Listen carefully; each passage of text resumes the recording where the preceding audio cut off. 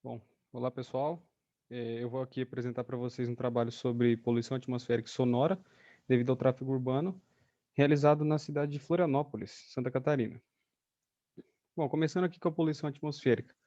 Já existem estudos que indicam que o transporte rodoviário já representa cerca de um quarto da emissão dos principais gases de efeito estufa e é também considerado o principal fator nas mudanças climáticas a nível global. E dentre alguns efeitos já constatados da poluição atmosférica sobre a população, a gente pode destacar doenças cardiovasculares e respiratórias, aumento do risco de mortalidade e morbidade em grupos de risco, aumento de ocorrência de câncer e impacto sobre gestantes. Agora, quanto à poluição sonora. Da mesma forma que o tráfego já é a principal fonte, né, quando a gente fala do transporte rodoviário, a principal fonte de poluição atmosférica, nos grandes centros urbanos principalmente, o tráfego também é o principal responsável pela emissão de ruídos. E dentre os principais efeitos, no caso dos ruídos, a gente pode destacar aqui estresse e ansiedade, além dos fatores de risco também para o caso de doenças cardiovasculares, hipertensão, aterosclerose, processos inflamatórios,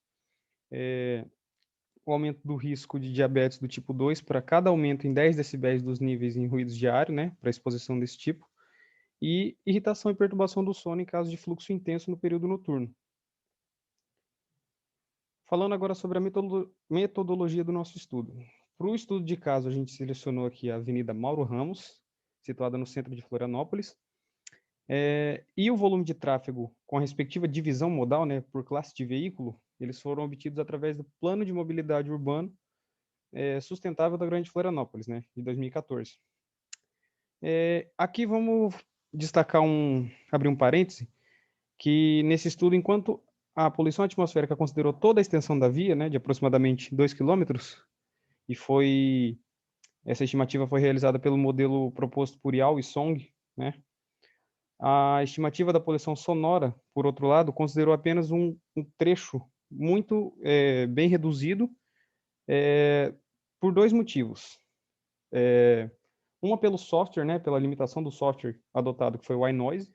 Ele tinha algumas limitações quanto ao levantamento dos obstáculos, né, no caso, as construções.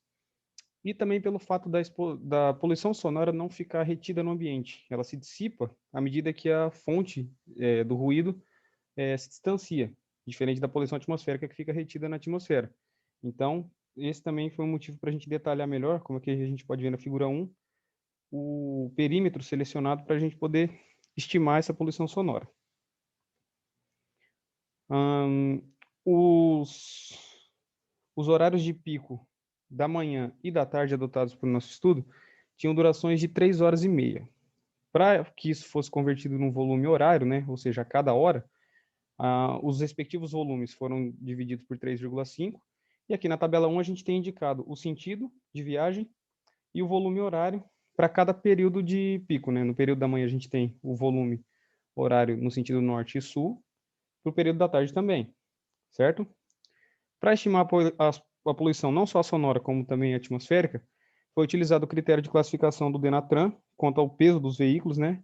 E pelos dados obtidos, a gente dividiu em 88%, né? Teve uma distribuição de 88% de veículos classificados como leves e 12% como pesados. A via foi classificada como arterial 1 e os limites de velocidade eram mínima de 40 km por hora e máxima de 80 km por hora. Porém, aqui a gente também precisa indicar uma coisa.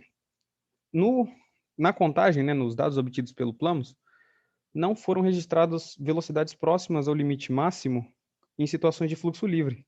Eram cerca de 28 a 35% menores do que o esperado. Por outro lado, foram registradas velocidades muito abaixo do limite mínimo em situações de congestionamento.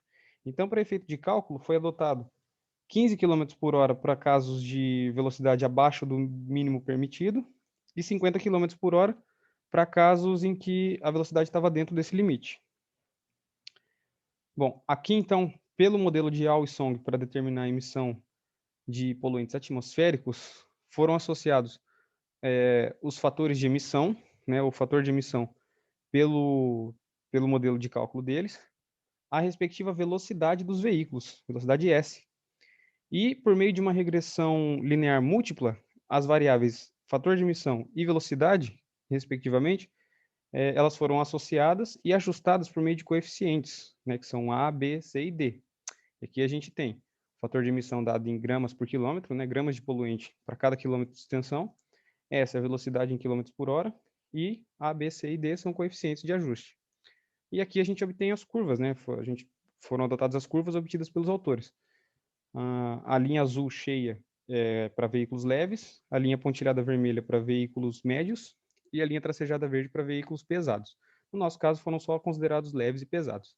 E aqui, cada curva de emissão, pelo modelo que eles adotaram, a gente tem a emissão em função da velocidade de hidrocarbonetos, óxidos de nitrogênio, monóxido de carbono e dióxido de carbono. Já a poluição sonora, ela foi estimada em função das equações 2 e 3, que foram obtidas pelo modelo de Ross et al. Em 2010, né?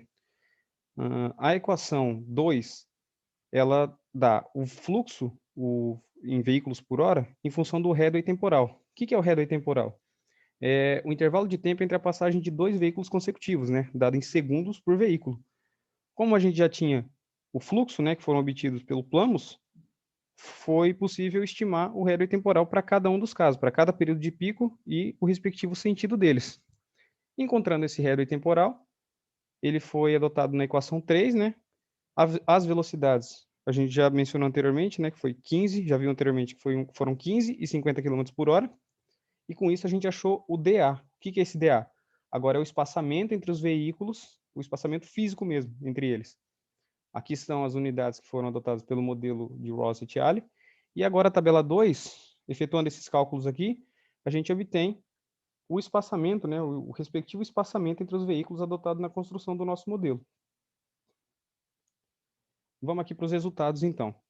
Para a poluição atmosférica, a gente obteve esses valores aqui de emissão, esses intervalos de emissão, para cada um dos poluentes considerados no modelo de Yao-Song. Então, a divisão entre veículos leves e pesados foi realizada, e para cada classe em relação ao peso, foram estimadas os intervalos de emissão para velocidades abaixo de 20 km por hora, né?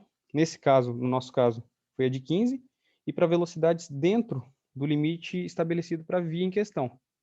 Aqui a gente pode notar, né, que com exceção dos hidrocarbonetos para veículos pesados, em que o intervalo é o mesmo, para todos os outros, o intervalo de emissão dentro dos limites de velocidade estabelecidos são menores do que para velocidades mais baixas, certo? Então, um fluxo mais correspondente à via em que ele ocorre, não só é melhor para a eficiência do tráfego, como também para o meio ambiente, né? É uma coisa positiva.